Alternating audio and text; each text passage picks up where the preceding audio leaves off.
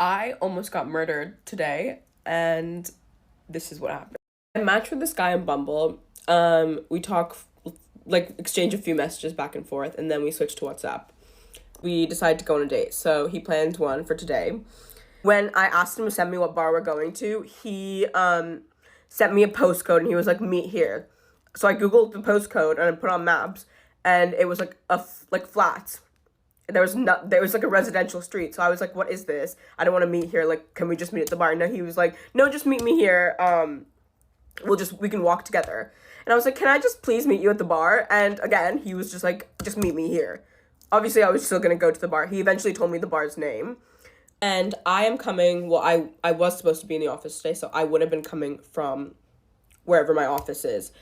And he chose a place that's like an hour away by tube. And it's a Tuesday, so I didn't really want to do that. I was like, that's too far. I don't want to be back late and then end up having to take like a really expensive Uber back to my house. And he was like, "It's not far at all. Like, just walk across the bridge and then you can tube to one stop," which it wasn't. It would still take me about an hour to get there. So I was like, "No, can we just meet somewhere in the middle, so that we can both travel? It's not just like, I don't know, it's because he lives in that area that he wanted to do that he chose the bar in." He was adamant on not changing the location, and he was just like, "Why are you making such a big deal out of it? It's not a big deal. The Uber's not expensive." He like looked up the price, and he was like, "It's only £15," which it would not be, because from my house to like the bar by Uber would be like probably £30, especially late at night. There was a bit of back and forth, and then I was like, "Okay, you know what? Let's just reschedule for a different day, because this is obviously like not working, and now we're just like in a bit of a fight, so it's just weird and awkward, and maybe we shouldn't even go on a date." I didn't say that part. But anyways, he was like, "Well, I can't now because I've had to put my credit card down, and they're gonna charge me if I cancel the reservation because it's less than 24 hours." I went onto the website of the bar and I clicked reserve a table.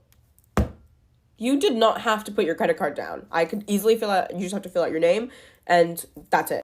And something told me to reverse image search his pictures, and I used this website. It's called facecheck.id, and it basically is like reverse image search for social profiles and stuff.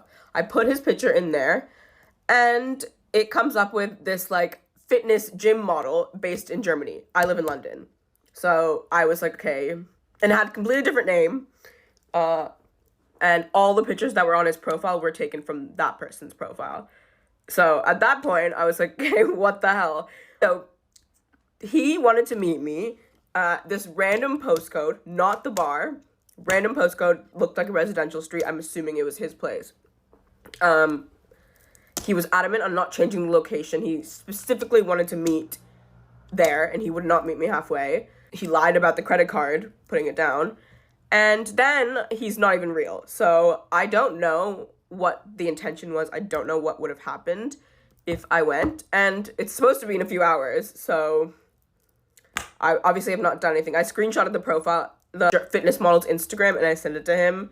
But now I'm really scared, actually. So I reported him on Bumble. I'm going to block him on WhatsApp before he even responds, because I don't know what would have happened, but everything is just like alarm bells.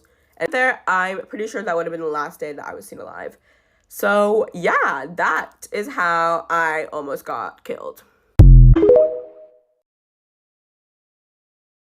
He definitely had a black girl fetish. I went on a date yesterday with a man that was not my race. He was very much, okay, me and him, we're just talking, just chatting. I was like, you know what, let me just do something a little spontaneous for the plot. He's like, "Oh yeah, I want to take you out. Let's go grab some drinks and some tacos. It's Tuesday, Taco Tuesday." Okay, cool. The crazy part is that I really did not want to go. Like, I didn't want to go at all. I was just trying to do it for the plot. We're supposed to meet at 9:30 p.m. And prior to the day, the man was already already blowing up my phone, just calling me. He called me, say, oh, I'm gonna be in my suit because I'm just coming out of work, meeting, something. So wear a cheeky dress, wear a cute little dress, something. I was like, okay, cool. I ended up wearing a cute little dress. Literally, I wore this dress, okay? As I'm on my way, he calls me again, and then he asks me, oh, what would you like to drink? And I'm in my head, I'm like, come on, love you, no drink me. Don't go and poison me. Like, no, I'm like, and then I told him, I'm like, no, I'll wait till I get there before I order my drink. Like, I'm literally like 3 minutes away. There's no rush. You know what I'm saying? I get there, boom. He already was looking at me from outside the window. So he came outside to like open the door and do his little one too, I guess. So I was just like, okay, cool. That did not impress me. That's normal. I'm sorry. That's the bare minimum. Get there, order my espresso martini. He's already done with his own espresso martini. And I'm like, oh my gosh, like you just got here. At first, he's a vibe. But then after like maybe like 10, maybe 20 minutes, he starts with the sexual talk. Oh my God. I just met you, bro. So I'm just like, okay, you're funny. You know, I'm already getting uncomfortable, so I'm already looking at the time like, all right, cool, I'm about to figure out a little escape plan. He's reaching for my hand / my thighs, and I'm just like, I don't know if you're trying to be romantic because you already started talking of all this sexual nonsense. Because he was like, oh, I'm the type of person, I feel like, oh, I need to taste before I, get into a relationship. Hey! Like, no, sir. That ain't what we're doing over here. I actually tell him, I'm like, okay, I don't think this is what we should be talking about on the first day. Especially because, like, I just met you for real. Every time he finishes talking about anything sexual, he will go like, you should come see my balcony after this. You should come see my balcony after this. And I'm like, only balcony? Which one? What is balcony? What is balcony doing for you? I was like, okay, like, what's your thing with balconies? He was like, oh, I just love balconies. Hell no. You want to push me? Or do you think any action is going to happen on that balcony? Which one is it? Because none of the above is going to happen in the name of Jesus. You are sick. He's coming closer and trying to kiss me. Oh my God, you guys. I just remember something. One moment, he tried to lock eyes with me and then he came close. I did not like that, y'all. And then he was like, I feel like women only restrict men from sex, men that they don't like from sex. And then he was asking me, oh, do you like me? Do you find me attractive? Some. And I'm just like, bro, chill, bro. And then, y'all, he was so conceited. As I just told you guys that he would ask me, oh, do you think I'm attractive? He would answer it by himself. He'd be like, I know you think I'm attractive. I'm like, if only you knew how hard I was cringing at you right now. You would literally go home and never go on a date ever again. At this point, I started telling him, oh yeah, like, let's get the waiter, let's go, let's leave. I don't even think it was up to like 45 minutes. So next to us, there was a rooftop bar or whatever. So he wanted to go to the rooftop bar and keep drinking. Oh, Emiko, I did it all. But with my homegirls, I get lit. But I don't know you, so I'm not getting that lit with you, So we end up going to the rooftop because I wanted to see the rooftop anyway. And then this guy tries to kiss me again. You guys, I don't know what we were talking about. I don't know what warranted this, but he started saying the N-word. This is when I lost it. And then I'm like, don't say that to me. Are you crazy? Are you sick? Like, don't say that to me. What if I knock you out right now? We were literally on a rooftop. If I push you over this rooftop now, cause of that, you said the N-word. So yes, that was my last straw. I was like, okay, yeah, like I want to go, I want to leave. So on our way downstairs, he's still trying to convince me to go, to his house and see his balcony or whatever. So I'm like, no, I'm not trying to go see your balcony, whatever. So he gets irritated, he gets angry, and then he walks off, or like we both part ways and walk off. I'm like, no, I'm walking to my car. He's not saying anything. We don't say bye. We don't say nothing. We just part ways, and I go home, and he goes home, and that's it.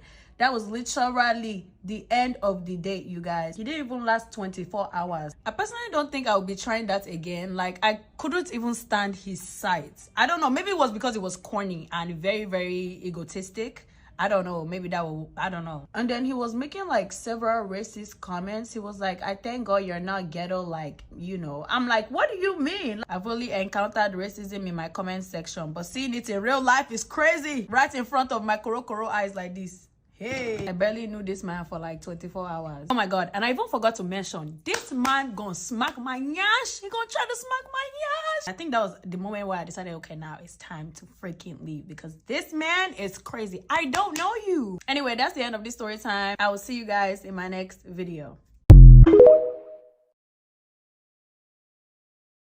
Don't invite that man to your house on the first date. Make sure you do a background check. Make sure y'all date for a long time before you trust that man up in your house. Even then, you probably can't trust him. Because when you break up with these men, y'all have an argument, he get mad at you, he know where you stay at now. Some of these men be sitting right there across the street waiting for you to come out your house. Some of these men will wait for you to get out of work, especially y'all women that work late, work at a hospital, got the overnight jobs. You got to be very careful to watch your back. Because some of these men will be right at your house. And when you walk in your house, that man will hurt you or do anything to you. I'm just saying, ladies. I'm just saying the truth hurt. I don't care how good he look, how many bills he pay.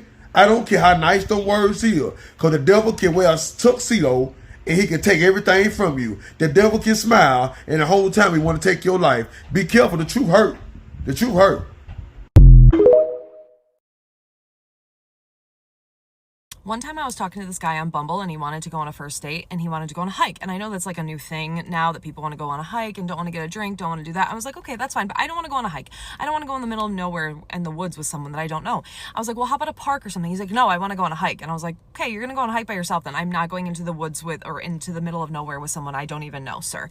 And he was like, all right, well, we can go for a drive then. I'm like, I don't want to go for a drive. If I didn't want to go on a hike, I don't want to go for a drive. I do not want to be alone with you, sir. That is not what we're going to do on a first date. Hello, people are crazy. So then he was like super pushy about it and I thought that was weird. And then he was like, well, that's fine. We can go to this park then. I'll pick you up. What's your address? And I was like, absolutely not. I'm not giving you my address. You're a stranger. And he was like, why? I want to be a gentleman. Why won't you let me pick you up? And I was like, you can be a gentleman in a million ways and you being super pushy right now is not the way to be a gentleman. I am not giving you my address. And he was like super aggressive about it. So then I was like, you know what? I'm going to block you. I'm not going to talk to you anymore. So I blocked him on Bumble. Now, he didn't have my full name. He didn't have my phone number. All of a sudden I get this Facebook message and he was like, hey, sorry, I'm in the CVS parking lot. Someone pulled up next to me. He was like, hey, why did you block me? And I was like, bro, this is why I blocked you. First of all, you are super aggressive. You want to meet in the middle of nowhere. Second of all, you want my address. You're like, want to pick me up, whatever. And now you found me on Facebook. I do not know how. Like, I blocked you. And unless you had my images saved and then you Google image search me after, like, why did you even have my picture? Like, how could you even find me after Bumble? So then I blocked him on Facebook and he finds me on Instagram. And I was like, bro, you are boo, boo, boo, like setting up all sorts of alarms. So then I got back on Bumble and I like reported him to Bumble and I was like, hey, this is what's going on.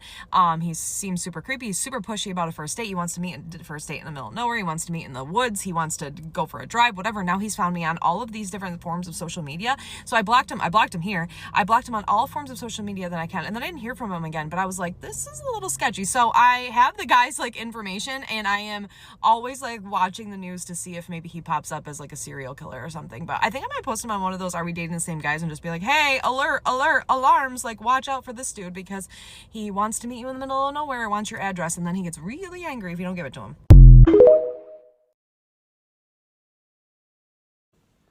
Story time on why you should be really careful about who you're dating. So this is a true story, friend of a friend kind of thing. There was a young girl, she lived in New York City, and she was on a dating app and matched with this young guy. He seemed like a really great person. He had his stuff together, good job, lived local to the area. They talked for a few weeks. Everything was going really great. No red flags, all of that good stuff. He decides to ask her out one night and they end up she agrees, they end up going to this really nice restaurant. He pays, he's a gentleman, he's nice to wait staff. They wrap up the night and they both go to their respective homes. And after she gets settled at her apartment, she gets a text from him saying that he lost his key and he's trying to get a hold of his roommate. His roommate isn't home, but his roommate is also not answering. So he's kind of like stuck outside of his apartment. Just sort of like telling her that, and she just kind of figures, all right, I'll invite you over. So, maybe give him a little bit of time to figure out what's going on, either find his key or get in contact with his roommate. So he comes over to her apartment and they have, a really nice chat. They sit on the couch. Finally, she decides that she's going to go to bed. She doesn't know why, but she goes into her own bedroom, which has a door, and she ends up locking it. And it's just one of those things that she felt like she needed to do, which I totally get. Like, new people in your space. Sometimes it's nice to just be extra cautious. So she goes to her bedroom, she locks the door, and he's sleeping on the couch. Around 3 a.m, she wakes up to a knocking on her door. It's her date. And he asks her if she has a cell phone charger because his cell phone is dead and he needs to charge it. This is the part where it gets really crazy. So she tells him that she has one and it's on the kitchen counter. And she just tells him this through the door. She doesn't get up. She doesn't unlock the door. She doesn't go and find it for him. And I'm thinking to myself, if this was me, I would totally get up and grab it for the person and give it to them and then be like, all right, anything else? Good night. He says thank you. He goes, he grabs the charger, whatever. She doesn't know. She just goes right back to sleep. A few minutes later, he knocks on the door again. He said it's not working. And does she have one in her room? At this point, she's thinking that there's something up. She decides to call the police, which, once again, good for you, girl, for having the instinct to connect with the police. The police show up to the apartment. They knock on the door. She hears some commotion going on. And then she gets a knock on her bedroom door, because mind you, she hasn't come out this entire time. And it's a police officer. And he said, we've cleared the apartment. We have him in custody. We really need you to come out of your room so you can take a look at your apartment. She opens the door and walks out, and she sees that her entire living room is plasticked. And there is a set of power tools sitting on the floor. This girl, because of her instinct to not open the door to a weird request for a phone charger in the middle of the night, saved her. Before you decide to take someone home or let them stay at your place, think twice about it. This is why you can't just let somebody you barely know into your home. There's this terrifying story circulating right now of a woman who went on a date with a man that she had met on a dating app. The date went really well, they had lots of chemistry and were really into each other. On top of that, he just seemed like an overall good guy. After their date, they parted their ways and just planned to see each other another time. But when the woman got home, she got a call from her date, who explained that his roommate had locked him out of their apartment and wasn't answering the phone. So he asked if he could come and hang out at her place until his roommate responded. She was a little weary of this because yes, although the date went great, she didn't really know him that well after just one time of meeting. But she feels bad and thinks, what's the worst that could happen? So she gives him her address and lets him into her house. They hang out for a little bit longer before she finally decides that she's going to bed. She let him know that he was welcome to stay on her couch until he received a response from his roommate. She goes into her bedroom and locks the door behind her. She falls asleep, but then is woken up by a knock on her bedroom door. Her date is at the door telling her that his phone died and asking if she has a charger so he can try to keep in contact with his roommate. She doesn't open the door, but instead tells him that there should be a charger somewhere in the kitchen drawer. After a few minutes, he comes back and knocks on the door again. This time, he says the charger isn't working, and he's wondering if she has a charger for him to use in her bedroom. At this point, she's feeling uneasy, and just to be safe, she calls 911. When police arrive and are able to make entry into her apartment, they knock on her bedroom door and tell her that she needs to come out of her room so they can show her what they've just found in her living room. When she opens the door, she sees a plastic tarp laid out on the floor with a lineup of tools along with it. Never let a man come to your house after the first date, and if you do this, you won't need more after you hear this story. So this girl went on a date with this guy, and everything was going fine, like it was the perfect date. She thought he was like the perfect green flag guy, like nothing was wrong. So after the date, they both went home to their own houses, and he didn't ask to come over to her house yet. 30 minutes after she got home, he texted her and said, "Hey, my roommate's not here, and he has the apartment keys. Can I come over to your place?" She was like, "Oh, okay, yeah."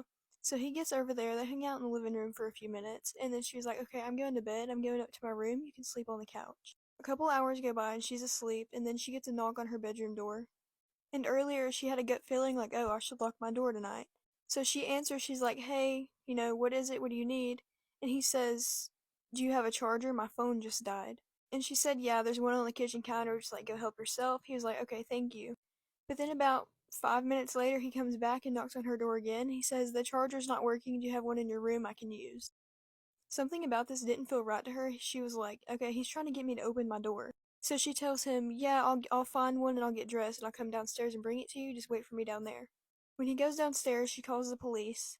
And while she's doing this, she hears a bunch of weird noises coming from her living room. Like, a few minutes later, she gets another knock on her door and it's 2 police officers. So she opens it up and they say, "Ma'am, we have him in custody, but you need to see your living room." She was like, "What's wrong with my living room?" So she goes in her living room and sees that the man had literally laid plastic all over the floors. He had axes, power tools, and bleach.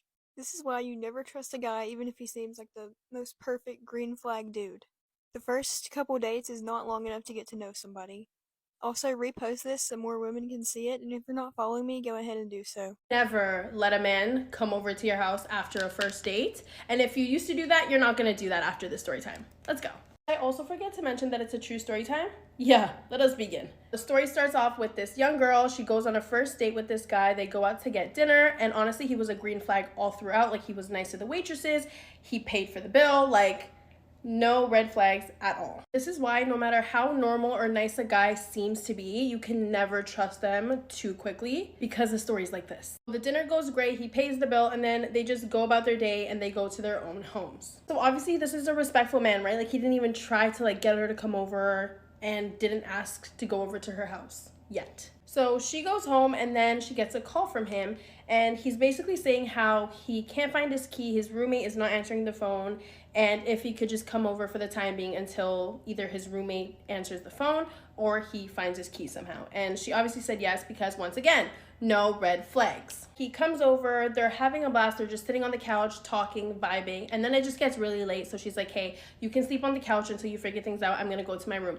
And something told her to lock the door. Obviously, she lives alone, she doesn't normally lock the door, but something, an instinct. A woman's instinct is always right. So she ends up locking the door and then just going to sleep. A couple hours pass and then she gets a knock on her bedroom door and it's him asking for a phone charger because his died. Something told her once again, don't open the door, just tell him where it is. So she does not move and she says, it's on the kitchen counter, like, help yourself. And he says thank you and then he goes about his business and then she just goes back to bed. Okay, this is where it gets a little for me. A couple minutes go by and then he comes back and knocks on the door and says, hey, like, this charger's not working, like, do you have a charger in your room that I can borrow? Something just like raises a flag in her head, like, hey, something's wrong, why does he want to get into my room so bad?